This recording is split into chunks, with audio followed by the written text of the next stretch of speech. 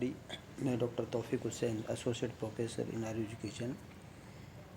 पिछले व्याख्यान में हम विजयनगर साम्राज्य की चर्चा कर रहे थे। हमने चर्चा की थी, हमने देखा था, समझा था कि विजयनगर दक्षिण का जो विजयनगर साम्राज्य है उसकी स्थापना हरिहर और बुक्का नामक दो भाइयों ने की और विजयनगर साम्राज्य पर 4 राजवंशों का शासन देखने को मिलता है: संगम वंश, सलू वंश, तुलु वंश और अरविंद वंश। जिसमें हमने संगम वंश और सलू वंश की चर्चा कर ली थी। आज हम तलु वंश की चर्चा करेंगे। तलु वंश है, इसमें सलू वंश का जो अंतिम शासक था, हमने चर्चा की थी, इमादी नरसिंह था।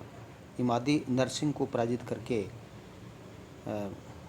जो वीर नरसिंह है उसने एक नए वंश की स्थापना की विजयनगर के, उसको तुलु वंश कहा जाता है। और ये जो वीर नरसिंह है इसका शासनकाल बहुत कम रहा, लेकिन इसने सेना को सुसंगठित किया, अपने नागरिकों को युद्धप्रिय बनाया और पुर्तगाली गवर्नर अल्मीडा से जो अल्मीडा जो घोड़े लाया था उसको खरीदने के लिए एक समझौता किया, विवाह कर को हटा करके उदार नीति आरंभ की और बहमनी साम्राज्य से भी मुकाबला किया। तो इस प्रकार वीर नरसिंह है वो विजयनगर का एक महत्वपूर्ण शासक था। उसकी मृत्यु हो जाती है 1509 में और उसके बाद उसकी मृत्यु के बाद उसका भाई है कृष्णदेव राय है, वो उसका छोटा भाई था, वो शासक बनता है।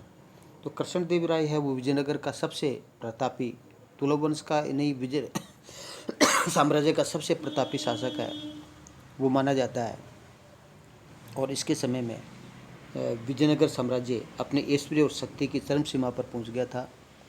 इसके समय में विजयनगर जो बहमनी साम्राज्य है वो 5 भागों में विभाजित हो गया था और बाबर अपने आत्मकथा तुझके बाबरी में कृष्णदेव राय को भारत का सबसे शक्तिशाली शासक कहता है।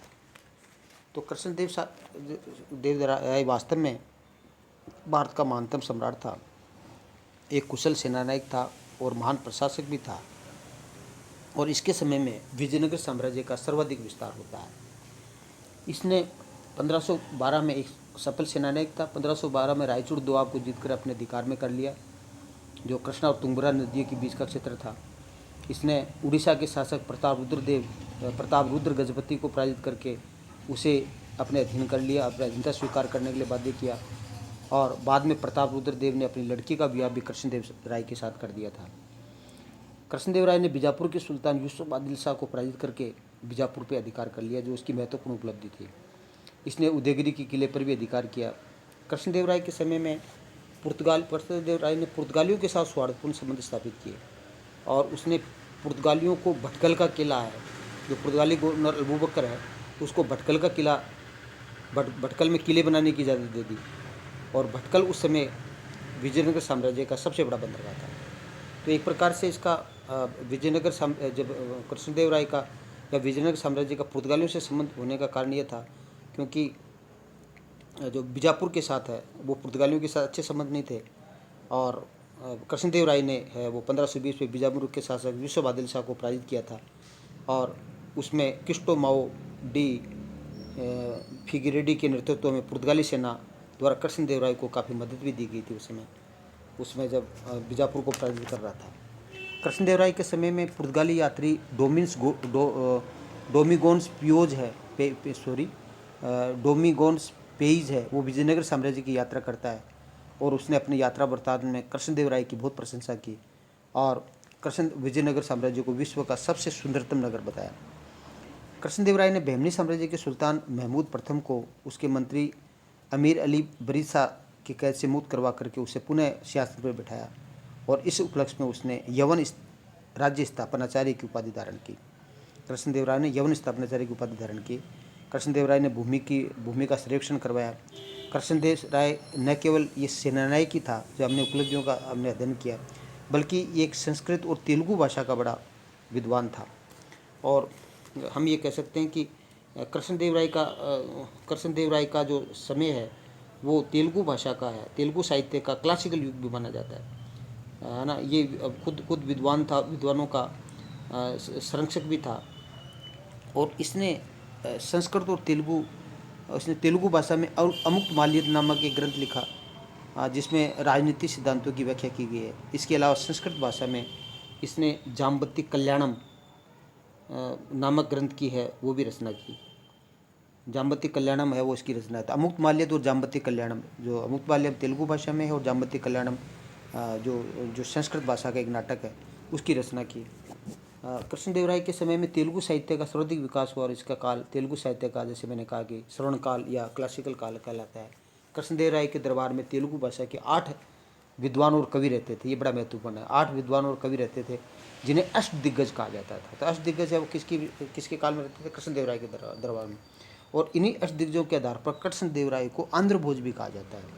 कृष्णदेवराय के दरबार में तेलुगु भाषा के 8 विद्वान रहते थे जिनको अष्टदिग्गज कहा जाता था। और इन अष्टदिग्गजों के आधार पर कृष्णदेवराय को आंध्र भोज के नाम से भी जाना जाता है। ये अष्टदिग्गज है जिसमें अलसानी पेडना था, जो कृष्णदेवराय का दरबारी कवि था और कृष्णदेवराय द्वारा आंध्र कविता का पितामह की उपाधि दी गई थी। और उसकी जो प्रसिद्ध रचना है अलसानी पेडना की, वो मनुचरित है जो तेलुगु भाषा में थी। इसके अलावा सुरन, मलन, तिमन, धुर्जटी, भट्टूमूर्ति, रामभद्र, रामलिंग, ये 8 कवि हैं, 8 विद्वान हैं तेलुगु भाषा के, जिनको अष्टदिग्गज थे, जो कि कृष्णदेवराय के दरबार को सुशोभित करते थे। कृष्णदेवराय के समय पुर्तगाली, जैसे मैंने बताया कि पुर्तगाली यात्री डोमिन गोपाइस है वो आया, इटली यात्री पायस आया, पुर्तगाली यात्री बारबोसा भी आता है इसके समय में, और पुर्तगाली व्यापारी फर्डिनस नूनीज है वो भी आता है। तो तेलानी कृष्णराव था इसके दरबार में। कृष्णदेवराय का दरबारी कवि था और इसने पांडुरंग महामात्य नामक ग्रंथ की रचना तेलुगु भाषा में की। और यह भी एक प्रकार से जो अकबर का नवरत्न बीरबल था उसके समान मजाकिया था।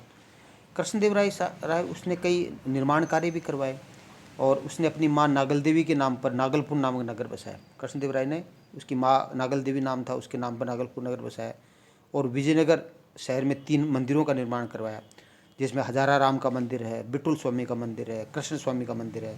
ये 3 मंदिरों का निर्माण का श्रेय है वो कृष्णदेवराय को जाता है।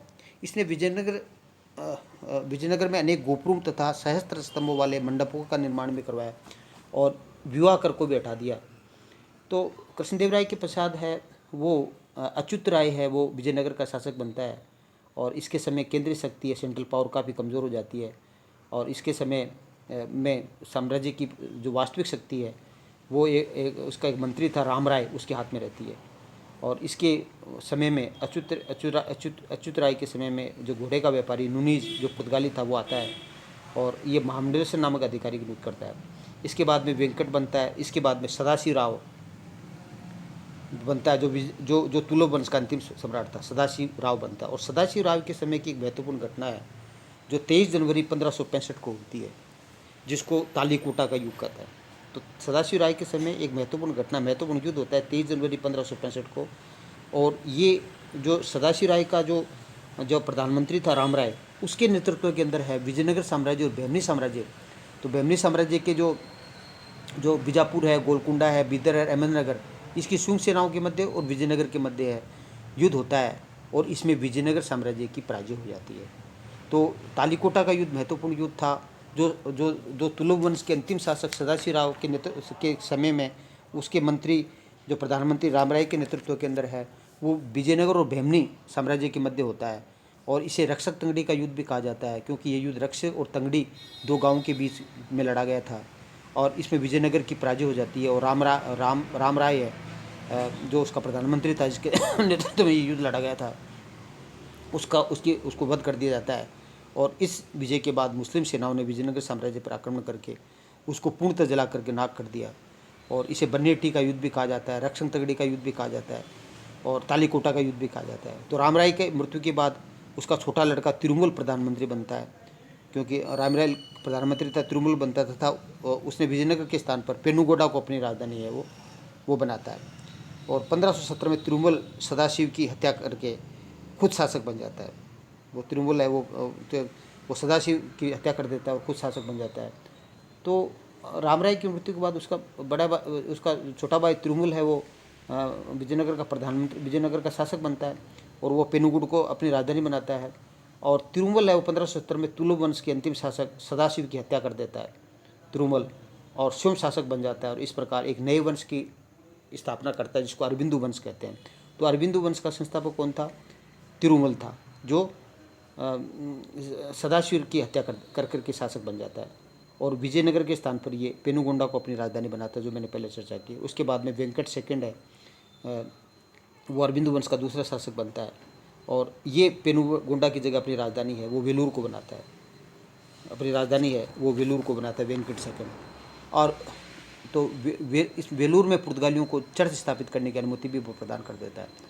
और इसके पश्चात अंतिम जो शासक था विजयनगर का या अरबिंदु वंश का जिसको हम कहें, तो रंगराय तृतीय था। ये विजयनगर साम्राज्य का अंतिम शासक था और इसके समय में 1642 में विजयनगर साम्राज्य का पतन हो जाता है। तो इस प्रकार विजयनगर साम्राज्य जो 1336 ईस्वी के अंदर हरिहर बुक्का ने स्थापित किया था, इसका अंतिम शासक रंगराय तृतीय था और इसके समय में विजयनगर साम्राज्य का पतन हो जाता है। Thank you. जय हिंद, जय भारत।